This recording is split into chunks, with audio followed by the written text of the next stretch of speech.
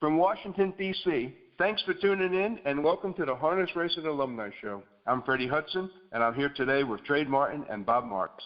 The Harness Racing Alumni Show with your hosts, Freddie Hudson and Trade Martin. This week's Alumni Show is brought to you by Long Island's Century 21 American Homes Associate Broker, Joe Rico. If you're buying or selling your home, Joe Rico is your go-to guy. Joe has been representing buyers and sellers on Long Island for 30 years. He is an expert in all types of sales. Don't settle for average.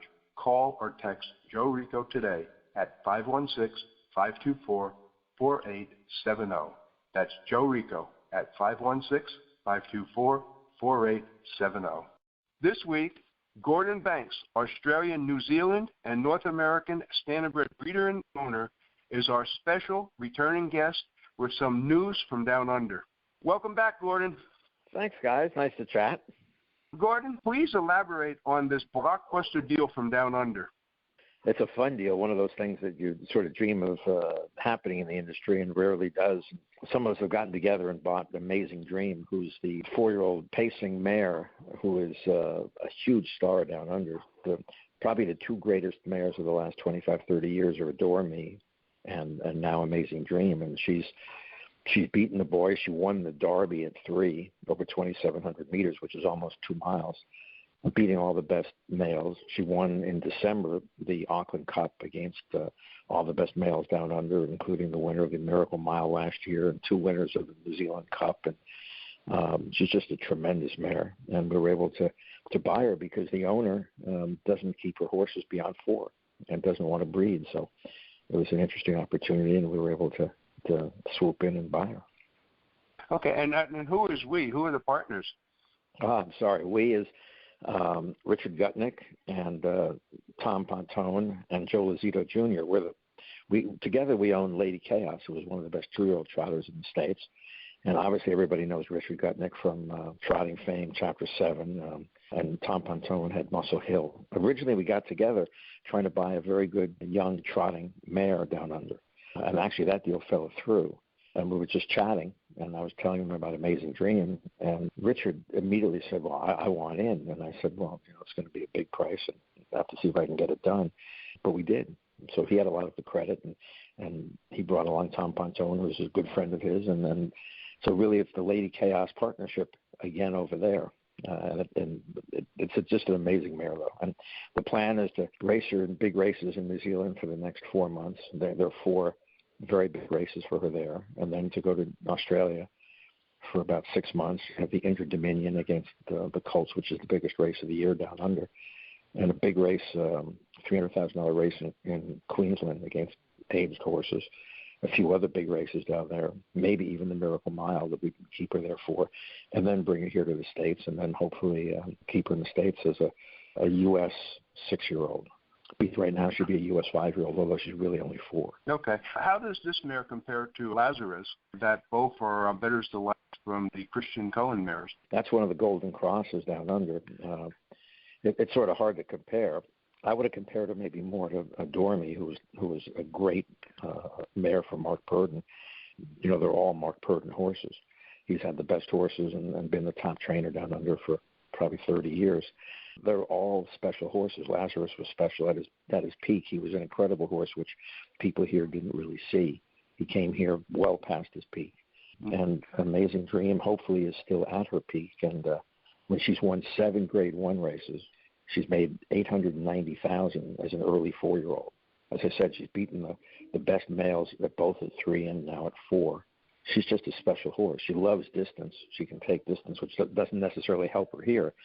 She can go to the front. She can come from behind. She's just a quality horse and very well bred. Her dam had a horse called Chase the Dream that was a big star, and I think won in 149 and change down under. The second dam had a big star. She's the whole package. Okay, I love horses that you can race both ways. You agree, Trade? Oh, absolutely. Are you kidding? That's a dream. That's why they call it an Amazing Dream, I guess. That's really when you can go to the front with somebody and then you could also come from behind. That's an ideal situation. Gordon, who is she by? She's by Better's Delight. out of Christian Cullen, which has always been a great cross down under. She also can take air. I mean, she's not only can she handle distance, but she can sit outside. Yeah, she's had races where she's been 3 wide the whole way. I mean, she's just a special horse. She's once in a lifetime horses, and you have to hope that she can hold together now in top form. Gordon, do you have any thoughts on online betting? Online betting, well, that's a leading question, Freddie. I always have thoughts on something. But I've thought for a long time that's maybe even a bigger issue for the industry than the Heisa affair, which is, of course, so controversial, because our industry can't really go anywhere unless and until we can stand alone and be profitable, and then people can make money at every level. And you can't make money at any level in this industry until the racetracks themselves make money. They're the generator of everything else. They have to be able to make money. And they can't make money where they're getting 3% or less on the bulk of their betting. And there was a time in which the industry consisted of on-track racing. That was racing's product. And at that time, people didn't see ahead well, and they thought that simulcasting would be a benefit. It would enable people to see races and bet on races from everywhere, and that the incremental wagering wasn't so important because we would always have the on-track wagering, and this would just be supplemental. And, of course, that's not what happened. The world changed, and now 90% or more of wagering is off-track and online. And what wagering did is turn a 20 or 25% take into a 3% take. And you see every day that, Pompano pats itself on the back that they had 1.7 million in handle the other day, and it's a record. The Meadowlands congratulates himself over a $4 or $5 million handle days. It really doesn't matter because the bulk of that, 90% of that handle, is generating them 3%, where handle used to generate 22 or 25%. And those tracks cannot make money that way. So the only way for racing to become standalone profitable and the racetracks to be profitable is to get rid of that push to internet standalone platform companies that are taking all the profit out of racing and push the gambling onto track-owned and industry-owned platforms that have to be created. And in that way, bring that profit back into the industry and let the racetracks be profitable. That's an existential issue and threat for racing that doesn't get any attention, maybe because people either don't understand it or because they don't know how to deal with it, and it's not easy to deal with. But you have to either restructure the contracts with the platform companies, or you have to try to put them out of business by competition, or you have to use unsavory methods like bankruptcy laws to get out of existing contracts and restructure. But the end of it all is you have to restructure. Do we have any idea as to when these contracts are up for renegotiations? It's not in the immediate short term. I think that I don't remember the details. I think I heard that it was somewhere maybe 3 to 5 years from now, but I don't remember. But the fact is that you have leverage. The industry has leverage. There are many things one can do, and there are countless industries that have the same problem and utilize the bankruptcy laws to get out of contracts that are strangling, to restructure in a way that enables them to make money. And racing has to be flexible and look at every alternative. And I'm not saying that's the best alternative, and I'm not saying that it necessarily applies.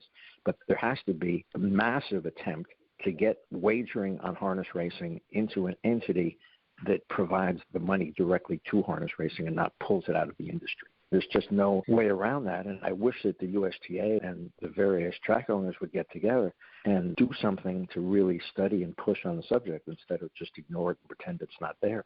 The states and the racetrack owners, the casino companies, they're not going to continue to forever fund racing, and you see all these attempts by the governors to pull out funding. You see casino owners failing to maintain the industry and hoping that the racetracks are going to die so that their higher profit levels in the casino don't have to get offset by the losses in racing. The only future for racing is that it makes money, and I don't see any way it can make money unless you restructure the way that you get and distribute online wagering. Correct. And then, Gordon, my last question to you. Is there anything else you would like to make a comment about? Uh-oh. That's another dangerous question. No, I not really. Trade, wake up. Yeah. No, I'm here. Gordon is great. Gordon, you want to do a talk show? You're very good with that stuff, and you really carry yourself well at this. I'm telling you. I'm better from a distance, and I seem best to those that are locked in the room and have to listen. but it's fun. Actually, when I was young in college and law school, I had a midnight radio talk show on sports. Because I had big love with always sports. I did a long time ago. Not many people listen either. So anyhow, getting back, anything you'd like to comment on? I don't know if it's a positive or a negative note, but I hope that on the other major issue, the HISA issue, that the new committee that was formed by the USTA, that it really does something, and it's not just put out there to try to make people feel better and, sort of a magician's trick, because there should be movement in that regard. And I just get nervous that the people in that committee tend to be a little bit dependent on Hanover and the USTA, and I wonder if they're going to be tough enough to push for the things that really have to get done, even if it is going to annoy certain people. I certainly hope that happens. And the other thing I would say about that is I don't understand the need for this committee to continually discuss things. I mean, if there's no reason or need for the industry to come up with its exact position before it starts talking to the governments, the states, the federal government, the thoroughbred industry. It's a lot better for 1 or 2 or 3 people to go to the thoroughbred representatives, to go and meet with people and listen. Don't say things. Don't present our position. We don't need to have a position. We need to listen. We need to see the other people that have to structure this deal with us, what they see Harness Racing's role as. Let's see what they think. Let's see what they want, and then respond. Then the committee can discuss for 10 years. It doesn't matter. But don't present our position, listen and see how we fit in the eyes of those we have to coexist with, and then respond. So for me, this delay of the committee, these meetings and sessions and everything, it's really a waste of time and premature. Yeah, they're picking the board, I guess, on Friday, the 26th. That's when the selection committee starts, and they're reviewing everyone. So they should have that board put together very quickly, and then they have the 2 committees underneath it that they're putting together, the medication committee and the safety committee. So everything's moving forward on the authorities' part. This is the time that we should be speaking with people and listening instead of huddling in a room amongst ourselves and trying to determine exactly what we want when by the time we decide it, decisions already have been made. That's right. It'll be too late. You can't wait around on something like this. You've got to be moving forward. Yeah. Okay. Gordon, thank you so much for being on the show. You were great. Anytime. This is Freddie Hudson, and that's a wrap for this week's show. Thanks for listening, and don't forget to tune in next week. The Harness Racing Alumni Show